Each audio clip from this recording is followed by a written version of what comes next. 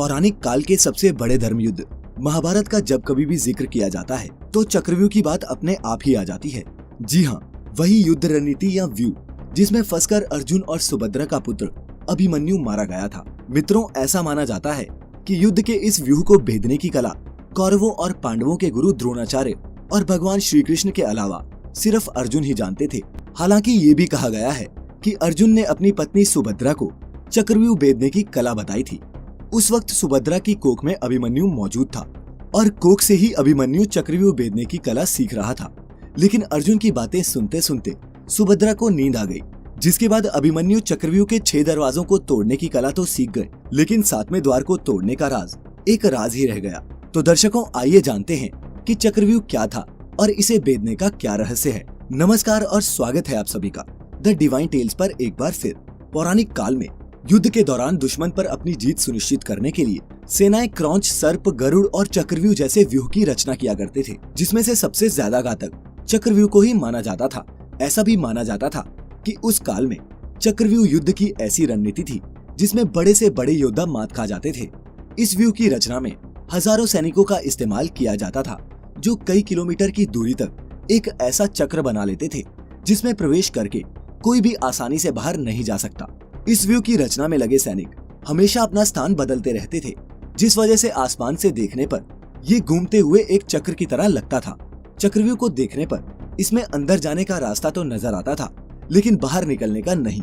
एक चक्रव्यूह में सैनिकों की 7 सुरक्षा पंक्तियां होती हैं, जिसमें से सबसे पहली पंक्ति के सैनिक हमेशा चारों ओर घूमते रहते हैं। चक्रव्यूह के पहले सुरक्षा पंक्ति पर सामान्य सैनिकों को तैनात किया जाता है।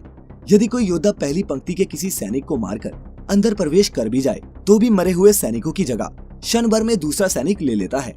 चक्रव्यूह के दूसरी पंक्ति में पहली पंक्ति के मुकाबले ज्यादा कुशल सैनिकों को तैनात किया जाता है, ताकि वो दुश्मनों को और अंदर जाने से रोक सकें।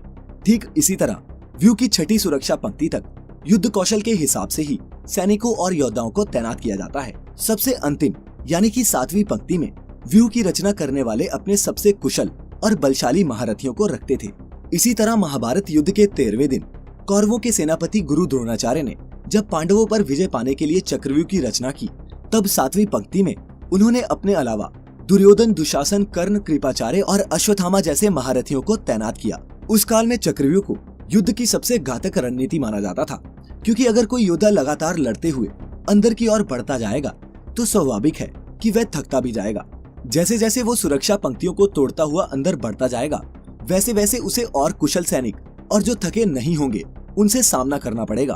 वो पहले वाले सभी योद्धाओं से ज्यादा शक्तिशाली और युद्ध कौशल में ज्यादा निपुण होंगे। शारीरिक और मानसिक रूप से थके हुए योद्धा के लिए एक बार अंदर फंस जाने पर जीतना या फिर बाहर निकलना कठिन हो जाता था। और यही कारण था मित्रों, जिस योद्धा को इस व्यूह को भेदने की पूरी जानकारी नहीं होती थी, वह 7वीं सुरक्षा पंक्ति तक जाते जाते थकान के कारण मारा जाता था। और आपको याद ही होगा, जब कौरव पक्ष के योद्धाओं ने अभिमन्यु का वध किया था तो वो भी चक्रव्यूह के 7वें दरवाजे पर था और बेहद ही थका हुआ था। और आइए अब मिलकर जानते हैं चक्रव्यूह भेदने का रहस्य।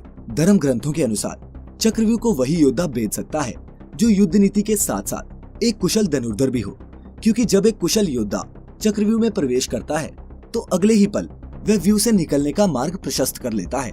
वह इस बात को बहुत अच्छे से जानता है कि बाहर की ओर योद्धाओं की संख्या कम है, जबकि अंदर के योद्धाओं का घनत्व ज्यादा। घनत्व को बराबर या कम करने के लिए ये जरूरी होगा कि बाहर की ओर खड़े अधिक से अधिक योद्धाओं को मारा जाए। इसीलिए वह व्यूह को घुमाते चलाते रखने के लिए अधिक से अधिक योद्धाओं को अंदर से बाहर धकेलता है। इससे अंदर की तरफ योद्धाओं का घनत्व कम हो जाता है। साथ ही एक कुशल योद्धा को ये भी मालूम होता है कि घूमते हुए चक्रव्यूह में एक खाली स्थान भी आता है, यहाँ से बाहर भी निकला जा सकता है। और इसी तरह वह योद्धाओं को मारता हुआ व्यूह से निकल जाता है।